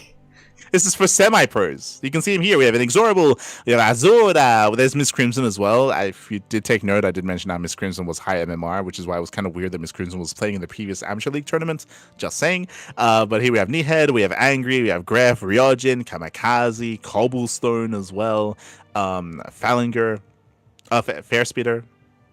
Decent roundup of players here, but again, these are like semi-professionals, like up and coming GM players, not quite at the pro level, but like, you know, on the cusp of breaking out into that. So another great event here. My eyes are going to be on Inexorable and Kamikaze. The Brazilian players have a lot of hype behind them. Sig has a nice, has a dear place in my heart, but I know that Sig has been taking some time off. He has not been playing actively, so Sig is a little bit out of shape. Who else is on my mind here? Akedon has been popping off. True. Akedon, he's like a sleeper agent. Like, he's been looking like a beast in recent months. Nihead also been playing a lot of StarCraft as well. But yes, this is going to be the GM edition of the event. So best of luck to all the players involved. Again, it's going to be lasting all year. Up next, we have the Chat StarCraft League at number 43. Here, this was also MMR restricted, I believe. Let me just double check. Yep, 5.3k, so just below 5.4k, so 5.3k MMR and below. Here we have some of those players. We have Set, we have Gref, the Cannon Rusher himself, we have Patches, Marek, we have Pi. Yo, shout out to Pi also there. Marek does claim the win at 3-1 over Gref. Gref, for those who do not know, he is a known Cannon Rusher. He does nothing but Cannon Rush. He's an animal. He is an animal. I'm sure that was a really fast series. Sure, it's a very fast series, but GG, well played. That leads us into the Thermal 2v2 Circuit Season 2 Bonus Cup. Again, I don't know how many Bonus Cups Uthermal plans on running and plans on hosting, but I think because of the boosted prize pool and because of how successful the match arena was, I did feel the need to, or did feel the need and did have the motivation to run another one of these events, a bonus cup, if you will. Again, the 2v2 circuit has been very successful when it comes to the funding, and of course, Uthermal has been very passionate about 2v2 in recent times as well. We have a new map pool, we have the new patch, and we have a bit of a shift when it comes to the hierarchy of 2v2. Now, Spirit and MaxPax, they are the best 2v2 duo in the world. They straight up, they are the best 2v2 team in the world, and they win the event 3-1 over Skills and a Laser. So no surprises when it comes to their performance, but there were some other teams that did surprisingly well. Shout out to Mini Zerg and Deathmars. They 2-0'd Uthermal and Goblin, they 2-0'd Zardians and Sickness, and they forced Spirit and MaxPax to the ace match. Like, that was a duo that came out of nowhere. Mini Zerg, of course, he's an up-and-comer. Deathmars has been around for like 5 years. They have their own history, but for them to pop off in 2v2 it blindsided everyone. Likewise, Beyond and Lambo, we had Team Shopify struggling in the first round, going down to Zardians and Sickness. We had Ryung and Shin having a deep run, but falling to Skillus and a Laser. Skillus and Laser, they're looking very good together. They have a lot of experience together as well. They did fall to Spirit and MaxPax in the finals, but we have been seeing a bit of a shift and a little bit more exploration in 2v2 as of late. The meta has been shifting, the meta has been changing, and it's been really exciting to follow 2v2 in recent years. So congratulations to Spirit and MaxPax. We'll see if anyone can ever dethrone them. Oh boy. See if they can be dethroned. Up next, we had the LATAM Legends Series number 2. This is a tournament show match. This is a show match series that Enki Alexander has been hosting. He does cast it in Spanish. We cast it in English. And this is a best of 7 show match between Special and Cham. Went all the way to the ace match, and Juanito barely won over Cham 4-3. Went all the way to that final game. Was a very fun series. A lot of cheese, a lot of aggression, a lot of unique builds, a lot of shenanigans going on there. Do recommend it. Do recommend it. Was a fun series. Our VOD, I believe, is broken up into 2. Unfortunately, there was some connectivity issues at the time, but I do recommend the VODs over on YouTube. Do recommend them. Meanwhile, that leads us into the rest of our regionals and show matches. We have the Insane Masters Killers Cup Insane Masters Killers Cup 2026. New logo, by the way. New logo, new tournaments. Again, this is a Latin American team, for those who don't know. Insane Masters Killers, I think are they Colombian? They might be. I don't think they're Peruvian. I'd have to double check, but Checo is Peruvian. True. I have to double check. But Insane Masters Killers, they're a Latin American team regardless. And it looks like they're running and hosting their own league, I would imagine, for their own team. Let me just double check here. Yes. So all the players, all the competitors here are on the team Insane Master Killers. So we got some Chilenos, we got some players from Guatemala, from Mexico, from Colombia as well, from Argentina, even a player from Spain, which is a little bit surprising. Usually there's like a bit of a delineation between them. But yes, they are going to be running their own event. Quickly checking the group stage, Dark Unnamed comes back again. If you remember, Dark Unnamed, he made his return when it came to the Bolivian StarCraft scene. There was some Bolivian StarCraft tournaments last year, and Dark Unnamed, he returned after years of hiatus. So great to see him back once again. Big fan of Dark Unnamed. Big fan. We used to cast him on a regular basis back in 2020, 2021. Then he retired and recently came back. You're never really gone. Never really gone. Great to see him return. I will say that Dark Unnamed is the clear favorite. Obviously, he's not in form the same way that he was back in 2020, but he is still the highest rated player here, and there's a very high chance that he walks his way into a win. We got some other competitors. I'm looking at Cinder. I'm looking at Checo. I'm looking at Boreal, but I'll be honest, I do feel like there's a big skill gap between Dark Unnamed and everyone else.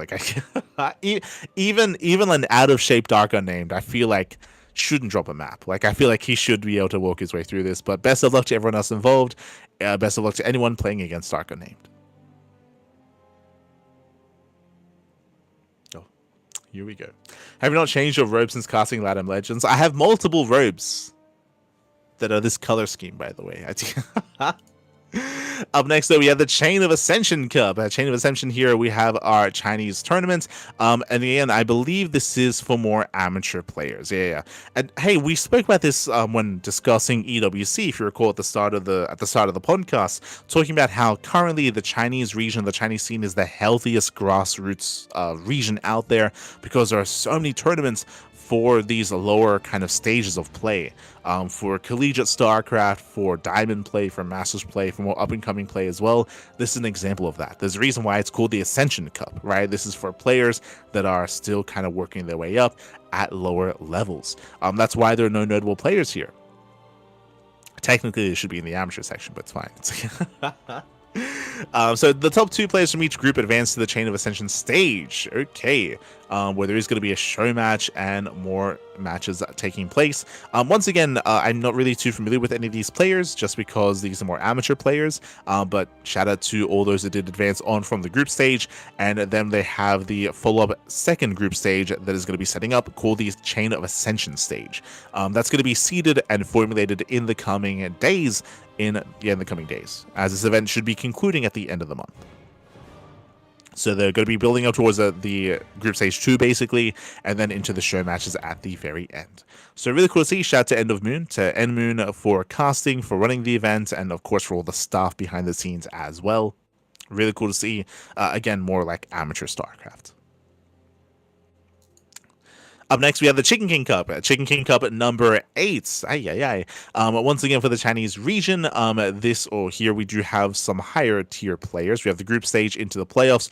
Who do we have here? We have Jollywa Loves, we have Mickey, we have Kingslayer, we have Oriana, we have Silky. Very quickly here, is that Millennium Fox in Silky's group? Oh, hold on. I need Google Translate. Do I recognize those Chinese characters? Yeah, let's go. I know, Papi. I know. So that's Millennium Fox. He's going to be the number 2 seed of Group D, 100%. So there's Millennium Fox, and is Nanyu in Group C? Is that Nanyu at the very top? Or is that Tsukino? Yeah, that's Nanyu. Let's go. Okay. So I found Millennium Fox. He's in Group D. I found Nanyu. He's in Group C. Now I'm looking for Tsukino. I think Tsukino is in Group B. Let's see. Yep. Kira. Look at that. I'm becoming fluent in Chinese. I just want Tsukino was a third player in Group B. I just want to note that you're getting better at Chinese than Yaku. True.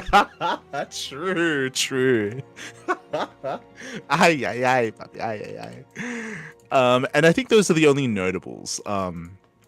When it comes to the Chinese characters. So we have Tsukino, who's the number 1 seed of Group B. We have Nanyu in Group C. We have Millennium Fox in Group D. Kingslayer, Oriana, Jollywa Loves, Miggy, Silky. A pretty nice bracket overall. Who do we favor here? It's hard to say. Obviously, I've got a lot of love for the up-and-comers, specifically Nanyu and Millennium Fox. I have a lot of love for them. I have a lot of expectations of them. Silky, he's the veteran, 100%, right? Like, if Silky was in form, if we had peak Silky, then he would win this easily. But similar to the player we were just talking about, similar to Dark Unnamed, Silky did retire. He stepped away. So Silky is not in shape. He's not in form. Because of that, upsets can happen. Like, I'm still leaning towards Silky winning the event, but because he's not at 100%, because he's again, playing more part-time nowadays, it does mean that someone like Kingslayer or Oriana, Jollywa, Nanyu, Millennium Fox, these other players that have been committing more and have been grinding, they could cause upsets. They can bring Silky down. So best of luck. As that leads us into the Legacy Weekly Japan. Legacy Weekly Japan here, our weekly Japanese tournaments. Show us that Tapioca. There he is, Tapioca. Boba takes down Raven 2-0 in the finals. Took down Psyarch 2-0 earlier. Took down Entire Example. Crimson, unfortunately, didn't make it that far. And there's no Vaishravanya. Yeah, no Vaishravanya. If you remember, they kept facing off in trading in the finals. But this week, this tournament, Vaishravanya is nowhere to be found. Feels bad, man. Feels bad, as there is a bit of a rivalry between Vaishravanya and Tapioca. We're also missing Deadly Kitten. Deadly Kitten was also another top player that is not here this week. So we're missing a couple of the competitors, a couple of the contenders, and that means that Tapioca had a much cleaner run. So congratulations to Tapioca for winning another Legacy Weekly Japan. That leads us into the OSC tournaments. We have the OSC Elite Rising Star 17.5. Momento. Oh, este haco. We have our events. Again, this is going to be running the entire year. Jesus. God. Apparently, it's scheduled to run the entirety of 2026, which is kind of crazy. Usually, this is meant to be lasting like maybe 6 months. So I think what they're doing right now, because these tournaments are just so dragged out and not actually they don't have a rigid schedule. They just put end of year as just a deadline. If the tournament is not done by then it's done, But I mean, do they not have faith that they'll finish it by June? Really? They couldn't have had the cutoff a little bit earlier. I think it's more that if there's no defined end date, that's just the default right now. That's what I feel. Okay. I mean, it's only single elimination. I think that's why it's a 0.5. I think the regular one's a double elimination, but because this is a half an event, it's an intermittent event.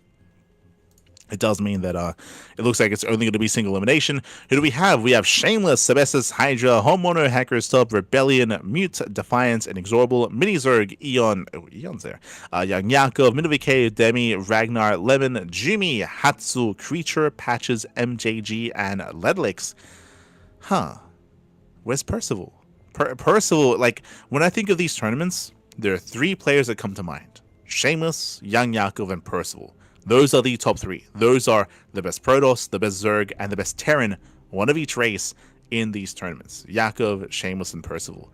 But unless I missed it, yeah, Percival, he's not here. He is not here. So that's a little bit unfortunate that he wasn't invited or he didn't accept the invite. So we're going to be missing some Terran representation. The next big Terran player here is not Homono. I guess Inexorable. In my mind, like Inexorable / Homono. I will say there's a bit of a skill gap there between them and Shameless and Young Yakov. So my prediction here is it's going to be a Shameless versus Young Yakov finals. There are some players that can threaten them for sure. Players like Jumi. Jumi, never count him out. He's an animal, right? Jumi can always cause upsets. Sebestus, I would say, also has potential as well. Mini Zerg, I feel like he's still climbing the ranks. Like, he's still getting there. So my mind is mainly Shameless and Young Yakov, and we'll see if some of these other players can stop them from facing in the finals. Best of luck. Best of luck. As the bracket will eventually conclude by the end of the year. Eventually. Meanwhile, we have the OC Championship number 13. Did we conclude the event? No, not quite. The event has yet to conclude, but looks like there were a couple of walkovers. There were a bunch of updates here in the tournament itself over the past couple of weeks. So we had Shin. Shin had a deep run. He took down Skilless 3-0, took down Creator 3-2, went all the way to the ace match. Unfortunately, he did walkover. He did forfeit against Cure and forfeit against Percival. So it looks like something came up. Shin was unavailable, and Shin did forfeit all of his matches. So Shin is out of the tournament. I should also emphasize as well, this is the end of 2025 tournament. This is bringing together all the players that competed in online tournaments and seeding them into a championship bracket. So this is kind of the equivalent of the end of year finals, but for online StarCraft.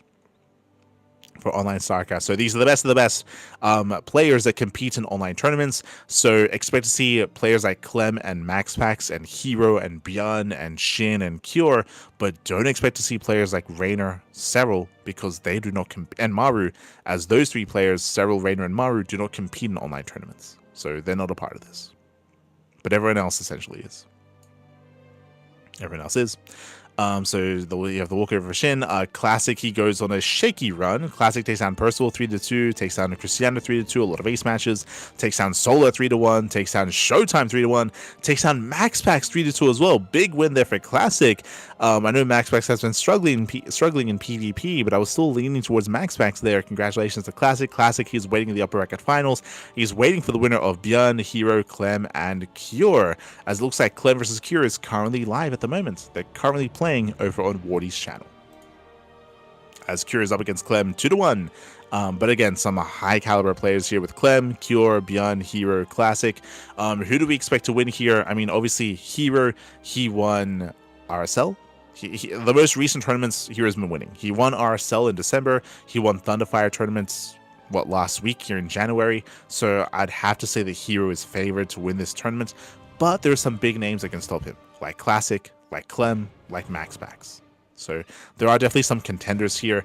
I don't really have as much faith in Solar. Solar, he is the best Zerg player left in the tournament. That is true. I would love to see some Zerg representation later on, but it's going to be a tough road there for Solar to travel against all these other top players. In the lower bracket, we still have Solar, MaxPax, Showtime, and Cristiano. So we still have a decent chunk of players left over. Again, one Zerg against the sea of Protoss and Terran. Best of luck to Solar. I don't expect to see him to go far, but I hope I'm wrong. I hope to see him have a little bit more representation here later in the tournament.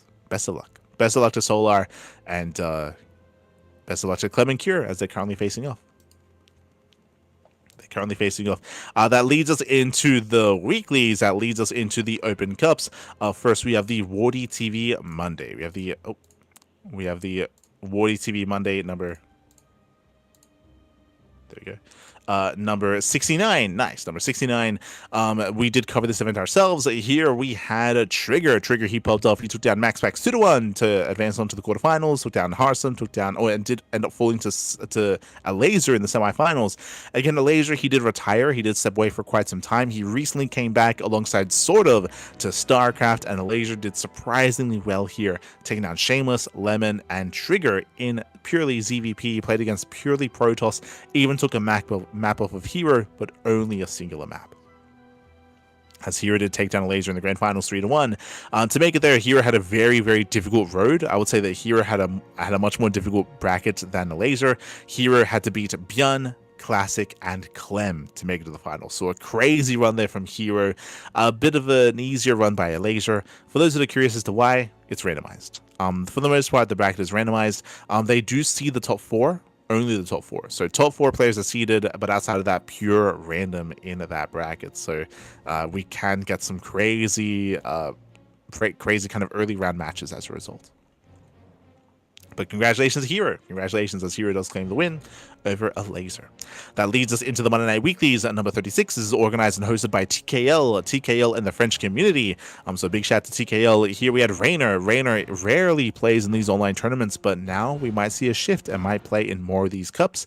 Rainer takes down Nice 2-0, takes down Byun 2-0, takes down Clem 2-0 as well. That's a big win for Rainer. Does eventually fall to MaxPax. MaxPax knocks him down. MaxPax getting his revenge here in PvP, takes down Hero 2-1 as well. And we had a best of 3 finals. What? is that normal? Do we usually have a best of 3 finals? Let me just double check the last one. No, last week it was a best of 5, even in the first best of. So yeah, maybe they were running late, but maybe the players agreed into a shorter series. But yeah, crazy to see a best of 3 finals here. It's a rarer sight, and it is not common for Monday Night Weeklies. Last week it was a best of 5 finals.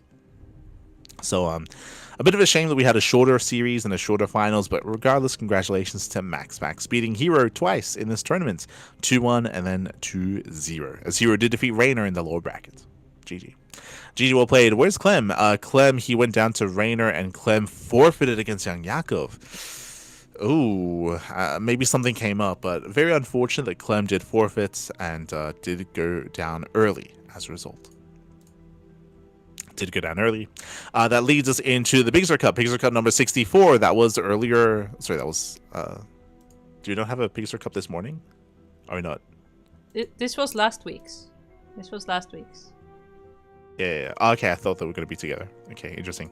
So yeah, Pegasus Cup number 64. Pegasus Cup, we did have Solar. Solar, he did take down Byun 3-1. Took down Byun 3-1. Bearing in mind that for Pegasus Cup, this is sponsored by Stegosaurus. Stegosaurus does sponsor the event. Pig does Stegosaurus runs the event, and Pig sponsors the event. That's why it's a Pigasaur, with Stegosaurus and Pig coming together. The big difference for this tournament, it is single elimination, best of 5 semis. That's the big difference. Best of 5 semis, that is more unique compared to the other open cups.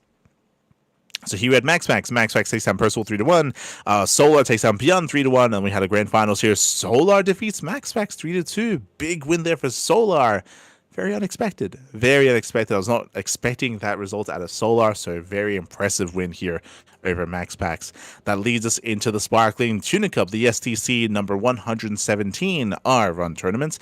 Here we had kind of our Terran side and our Protoss side. Here we had Showtime. Showtime took down Geralt 2-0, did fall to Creator. Creator took down Showtime 2-1, took down Shameless as well. So Creator coming out on top in the PvPs. Meanwhile, Byun coming out on top in the TVTs. Byun took down Nickrat and Percival to make it to the grand finals.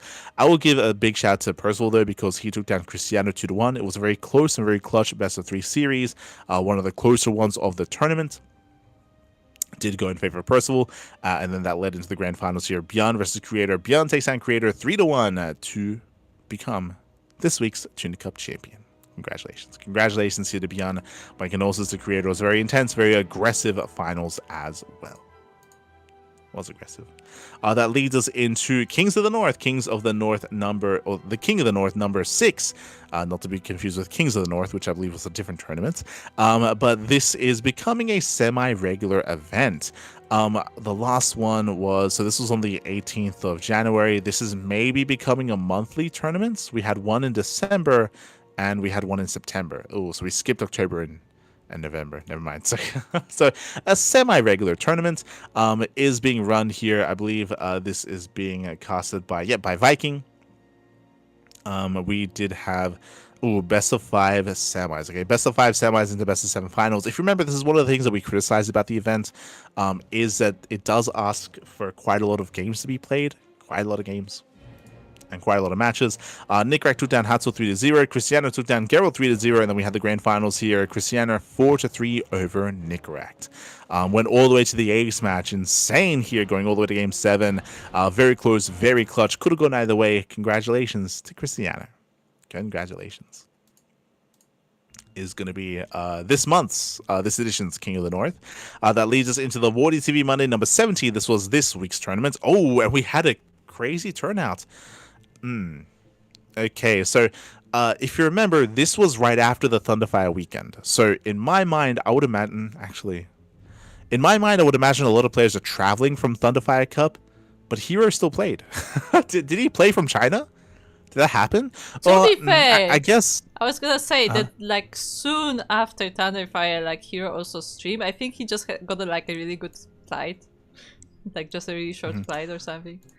Well, I was gonna say that the flight from China to Korea, I'm sure, is quite short, so it will take less time for the Koreans to get back home and more time for the Europeans, because we're missing Clem, right? Clem isn't here. There's no Rainer. I mean, Rainer rarely plays either.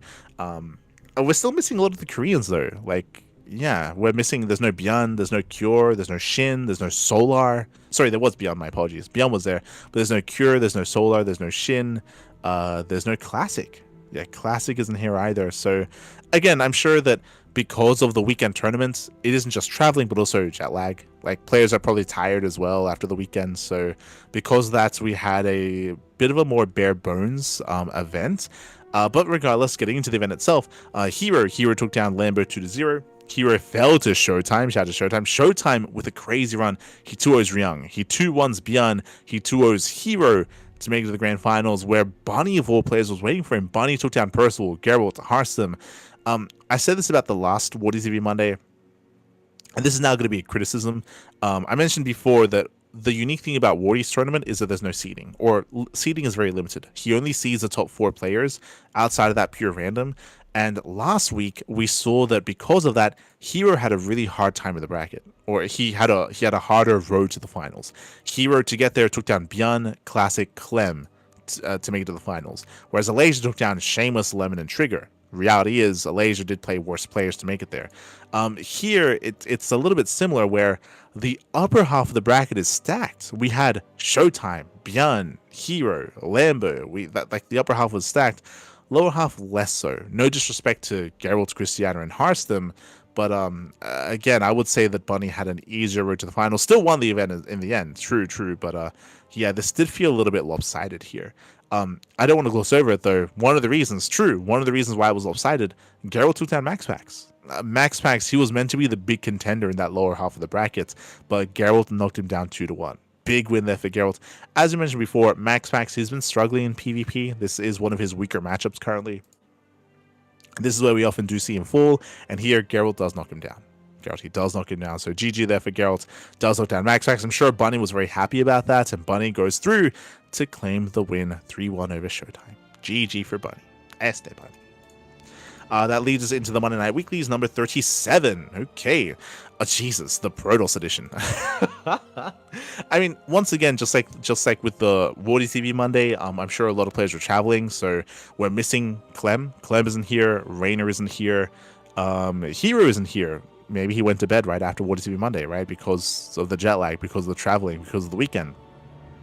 There's no Hero, there's no Classic, there's no Cure, there's no Bunny. True, there's no Bunny, there's no Solar, there's no Shin. So we're missing a lot of players here. But again, just to reiterate, most likely because of all the traveling that was happening over the weekend and all the tournaments and all the events that were happening over the weekend as well. So this week's What Is It Monday and Monday Night Weekly did suffer because of that.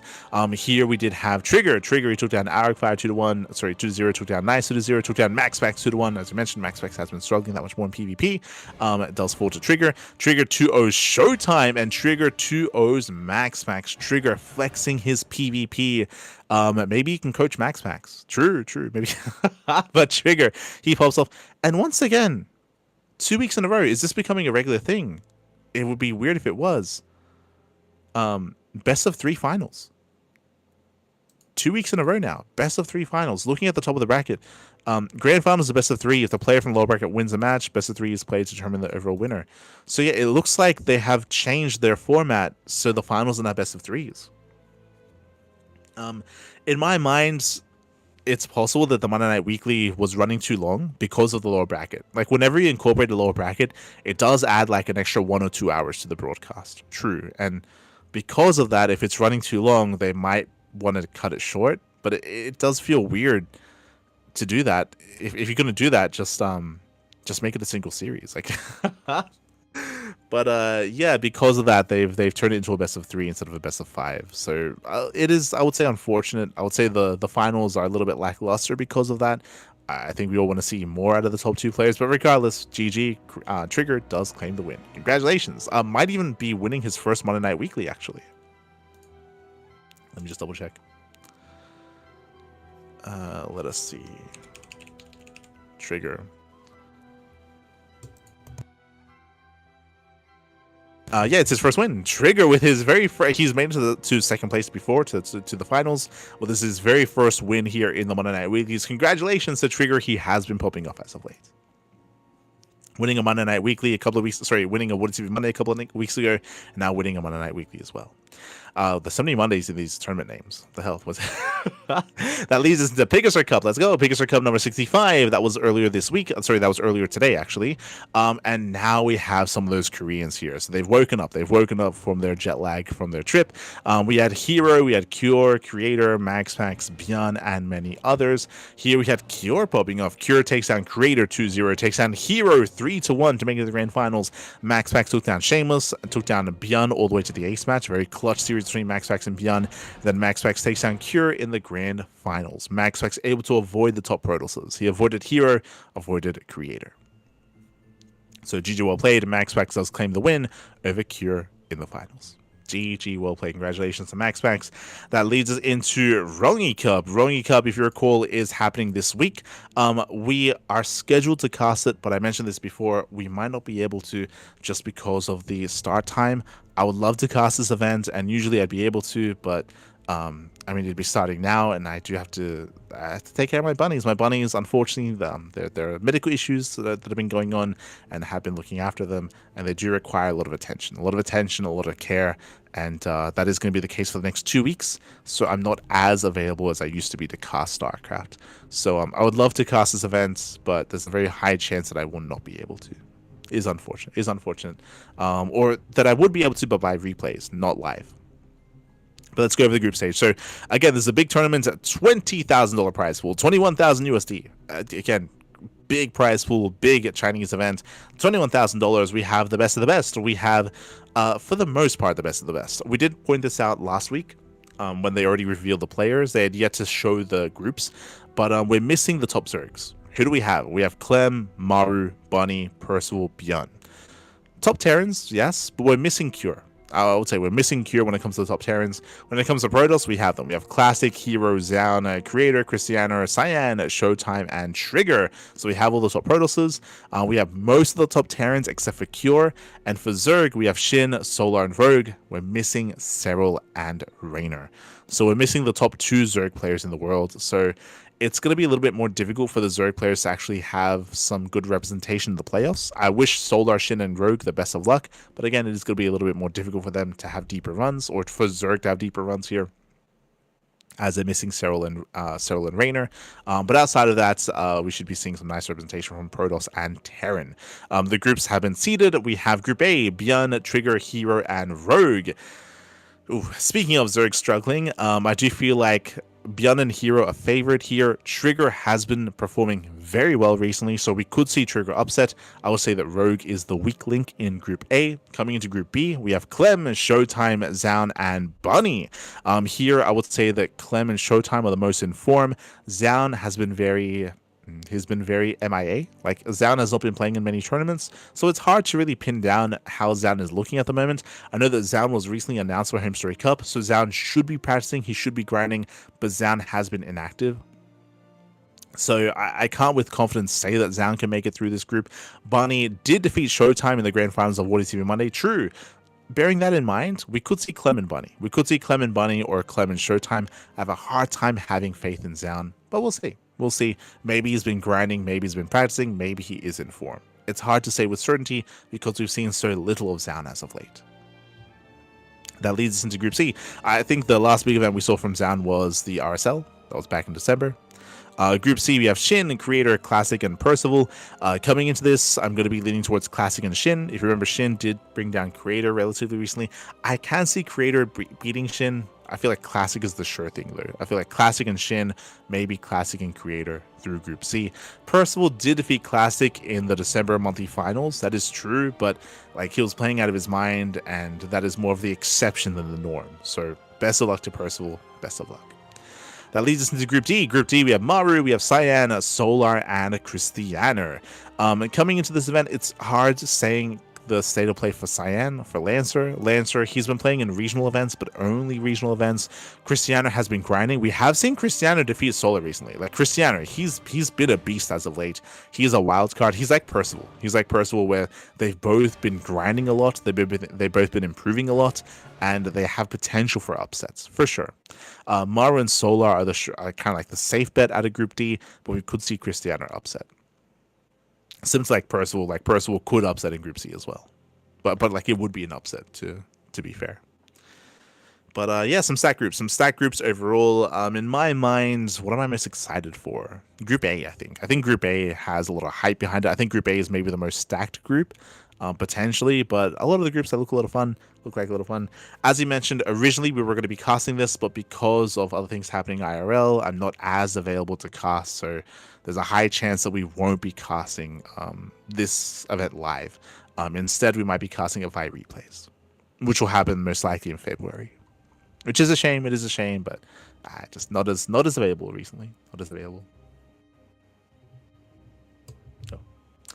But otherwise, that is going to be us wrapping up the events of the week.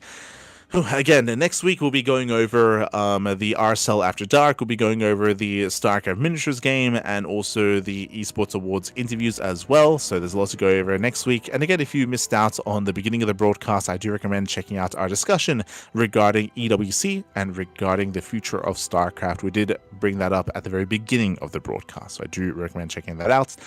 Otherwise, if you want to take part in some of these open cups, you can do so via the sign up list. !sign up list in the chat. We do have our list available here. There's plenty of tournaments, plenty of events. We have the Water TV Mondays, Monday Night Weeklies, Big Star Cups, Tuna Cups, KSL as well. Plenty of content, plenty of tournaments are available, and you can take part. You can sign up, you can take part, and you can compete alongside some of these other pro players, or even play in some amateur events as well. It's all there in one place.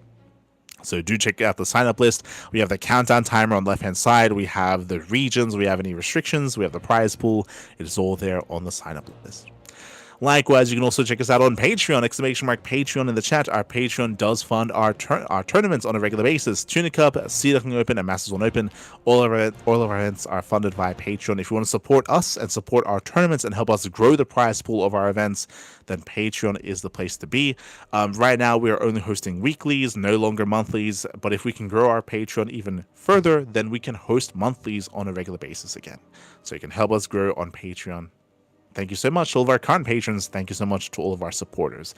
Again, we got a couple of gifted subs and resubs earlier in the broadcast, so thank you so much for the gifted subs to Kindest Chains, and thank you so much for the resub as well. Thank you so much. To No Screen.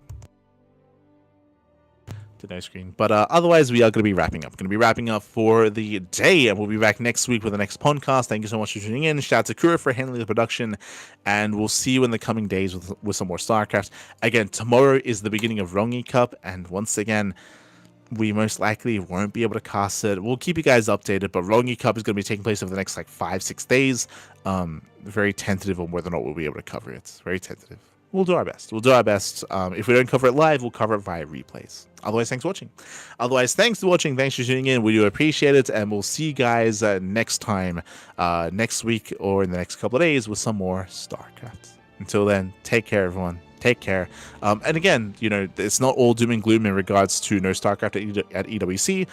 It's a very important time for us, a very important time for StarCraft fans and tournament organizers and casters. It is our time to step up, to step in, and to fill the void that is going to be left, and do our best to establish that foundation, once again, of StarCraft moving forward, coming to 2026 and 2027. So it's going to be a very important year. I will see you guys next time. Ciao, papi, ciao. See you next time.